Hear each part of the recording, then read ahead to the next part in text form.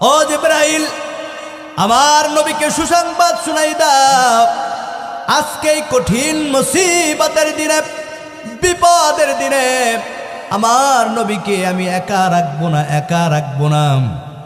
আমার নবীকে দেখা দেওয়ার জন্য, দিদারের জন্য আমার নবীকে আজকে আমার বাড়ির মেহমান বানাইয়া দাও। আল্লাহর বাড়ি আজকে মেহমান হবে নবীজি। কে? নবীজি আল্লাহর বাড়ি মেহমান। আল্লাহু আকবার।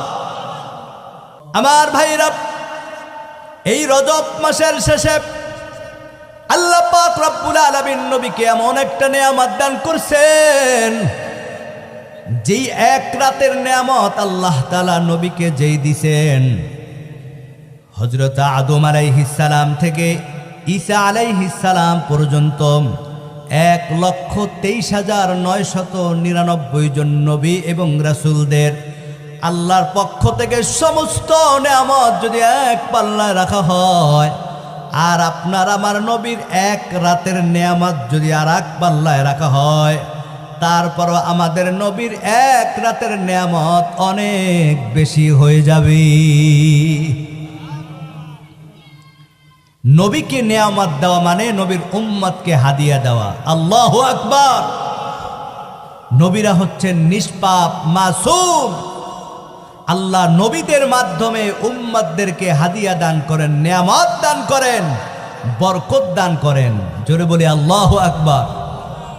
নবীকে আল্লাহ যা কিছু দিছেন, শুধু নবী পর্যন্ত সমাপ্ত না, নবীর মাধ্যমে উম্মতদেরকে আল্লাহ তাআলা সেই নেয়ামত দান করছেন।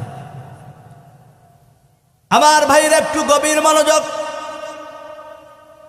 আল্লাহ তাআলা তার নবীকে এত মহব্বত করেন, এত ভালোবাসেন।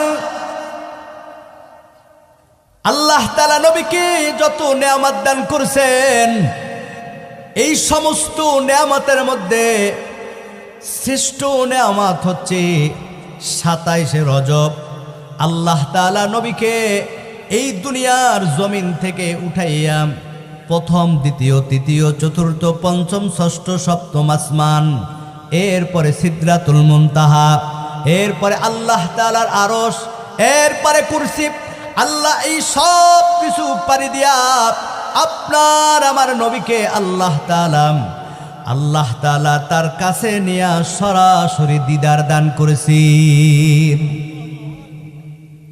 আল্লাহর দিদার, আল্লাহর মোলাকাত, আহা কতটা মধুর।